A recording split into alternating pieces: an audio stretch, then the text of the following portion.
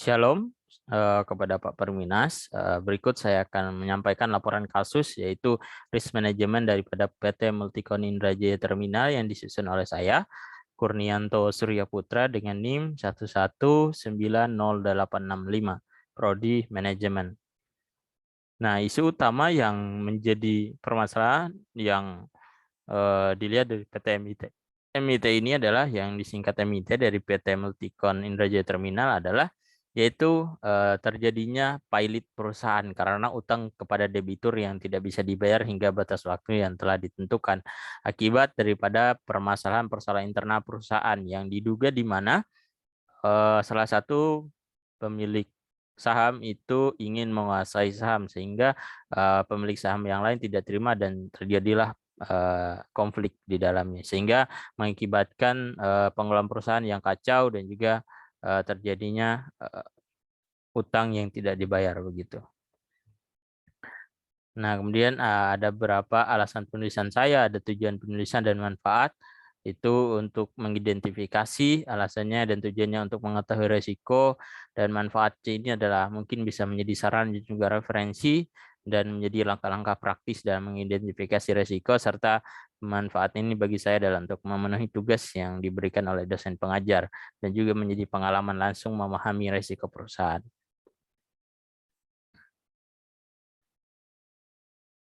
Nah, profil perusahaan PT MIT ini adalah perusahaan anak daripada Multigroup Logistic Company yang merupakan perusahaan induknya yang bergerak di bidang logistik begitu. Dan PT MIT ini berfokus di bidang peti kemas.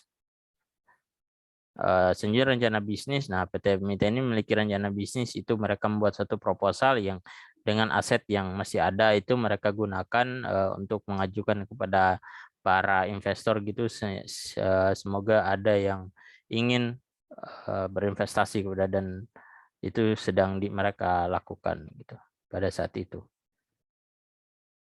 Nah, proses bisnisnya ada mereka adalah distributor, kemudian produsen, konsumen, dan konsumen dapat melakukan pemasaran online dan konvensional. Dan historis risiko, saya mengambil risiko ada 3, yaitu risiko pemasaran, teknologi, dan juga risiko kesehatan dan keselamatan.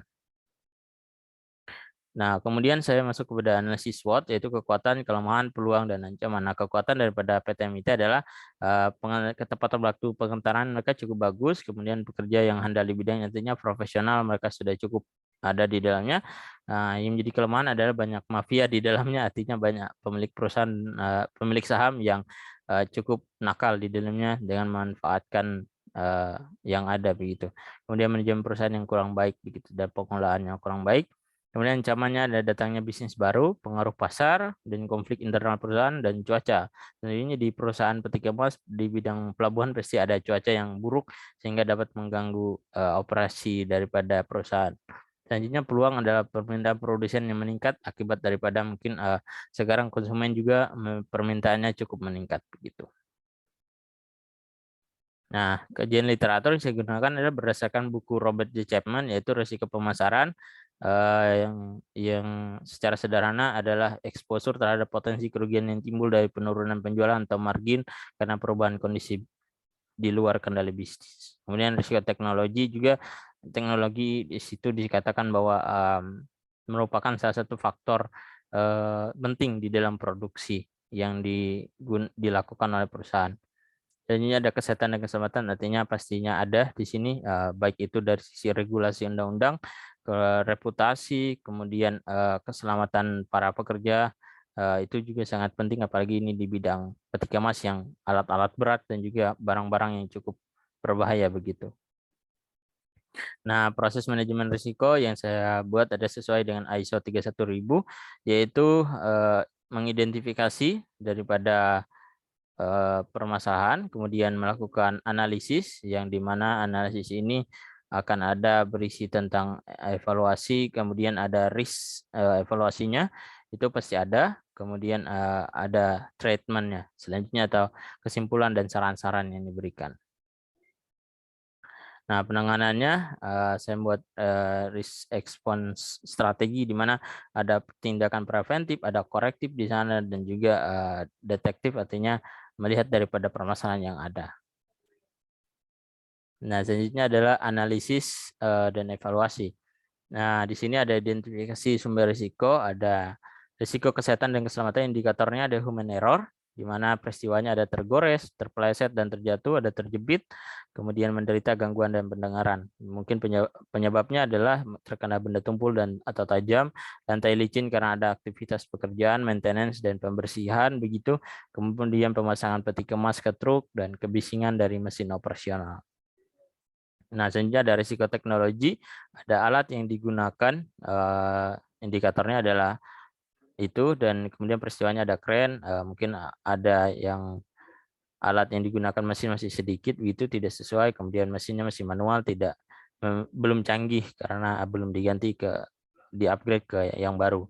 Kemudian indikator yang selanjutnya ada alat pelindung pendengaran yang penyebab itu masih belum ada begitu karena yang digunakan itu masih standar, lama, belum diganti ke yang baru dengan teknologi yang mutakhir, artinya lebih diredam lagi suara kebisingan itu sehingga telinga menjadi aman. Dan kemudian ada risiko perusahaan, ada manajer, konflik internal, dan terjadi konflik antara pemegang saham tadi. Kemudian analisis risiko yang saya buat dan level risiko, kriteria kemungkinan yang hampir tidak terjadi itu kurang dari 2 kali dalam 1 tahun, dan sampai hampir pasti terjadi lebih dari 12 kali dalam 1 tahun. Nah, kemudian level kriteria dampak yang saya buat adalah area dampaknya adalah daripada kecelakaan itu ada kriterianya, itu tidak signifikan, kemudian minor, kemudian moderat, dan kemudian signifikan serta sangat signifikan begitu. Dan kecelakaan ada beberapa juga indikatornya, ada tidak ada cedera, kemudian minor di cedera ringan cukup P3K gitu, yang ringan saja, kemudian ada moderat yang hilang hari kerja, pekerja dirawat begitu, kemudian cacat fisik, kemudian sampai bidang kematian gitu.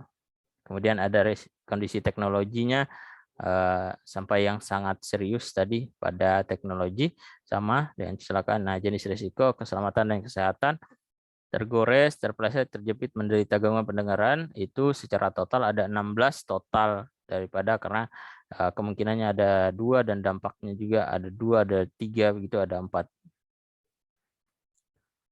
Kemudian risiko teknologi ada operasional itu totalnya 6, dan risiko pemasaran total risiko, level risikonya adalah 10. Nah, di sini yang saya buat pemetaan risikonya, yaitu di mana 20 ke atas itu hampir pasti terjadi, yang warna kuning itu sering terjadi, dan yang warna hijau itu kadang terjadi, dan yang warna biru itu jarang terjadi, dan yang di bawahnya lagi itu hampir tidak terjadi gitu. Dan evaluasi risk ini.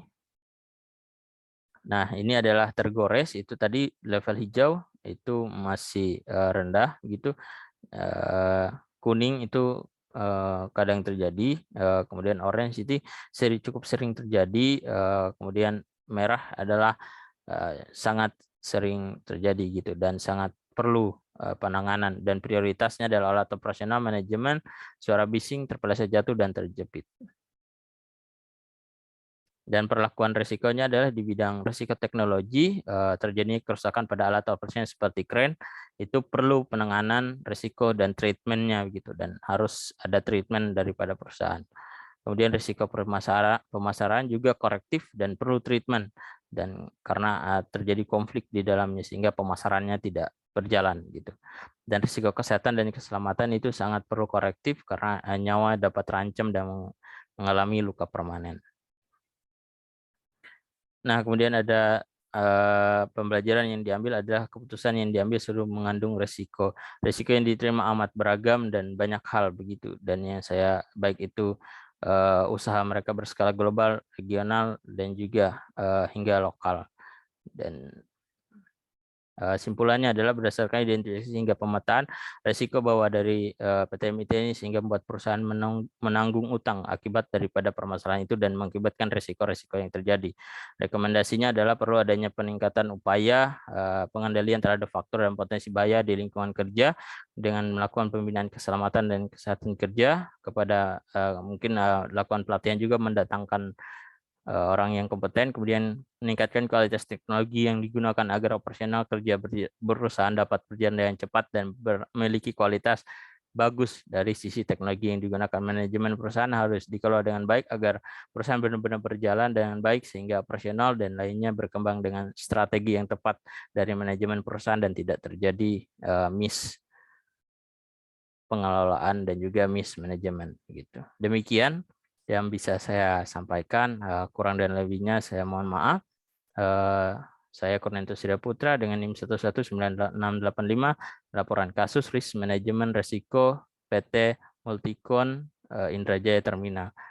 Terima kasih, Tuhan Yesus memberkati.